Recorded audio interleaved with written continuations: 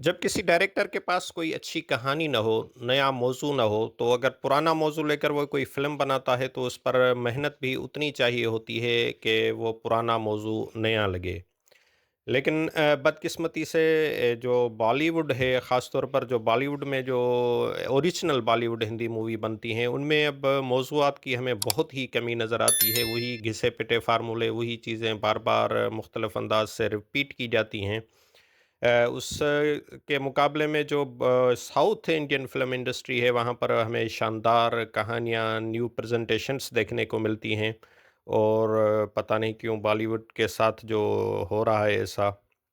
और ख़ास तौर पर जो करण जौहर और इस तरह के प्रोड्यूसर्स हैं, वो भी नेपोटिज़्म में स्टार किड्स को प्रमोट करने के चक्कर में बदतरीन फ़िल्में बनाते चले जा रहे हैं और ऐसा ही एक मिसाल है हाल ही में रिलीज़ होने वाली फ़िल्म सरज़मीन।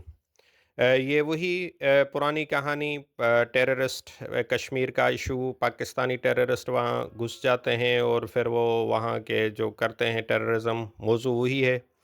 और उस पर जो एक इंडियन जाँबाज़ सिपाही है जो अपनी फ़ैमिली, अपने ख़ानदान, अपने सब कुछ पीछे छोड़कर अपने वतन की हिफ़ाज़त के लिए इवन अपने इकलौते बेटे को भी वो मारवा सकता है। तो ये इस फ़िल्म की कहानी है। लेकिन बदकिस्मती से इसकी जो है एक्टिंग बहुत ही बुरी है, कहानी में भी कुछ नया नहीं है और जो एक्टर्स हैं इसके इसमें इन्होंने जो है एंटी क्लाइमेक्स रखने की कोशिश की है, ख़ास तौर पर काजोल के हवाले से, लेकिन वो भी इतना अट्रैक्टिव नहीं है। तो उसमें जो इब्राहिम अली खान हैं, सैफ अली खान के बेटे, ये उसकी दूसरी फ़िल्म है।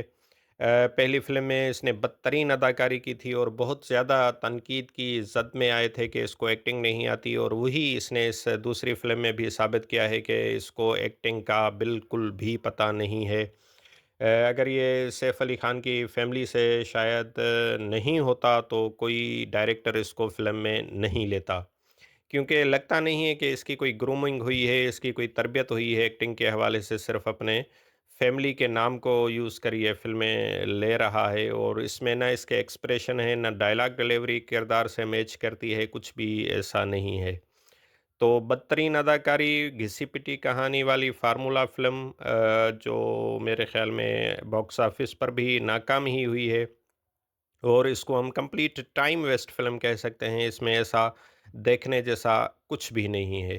तो जो दोस्त देख चुके होंगे वो यकीनन जानते होंगे और जिन्होंने नहीं देखी, तो उनको फिर देखने से पहले सोचना चाहिए कि ये टाइम आप किसी अच्छी चीज़ में दे सकते हैं। ये जो है जियो हॉटस्टार पर दिखाई जा रही है, अभी स्ट्रीम हो रही है। तो इसको देखने से पहले आप सोच लीजिएगा और मैं यही कहूँगा कि ये आपका टाइम बर्बाद कर देगी।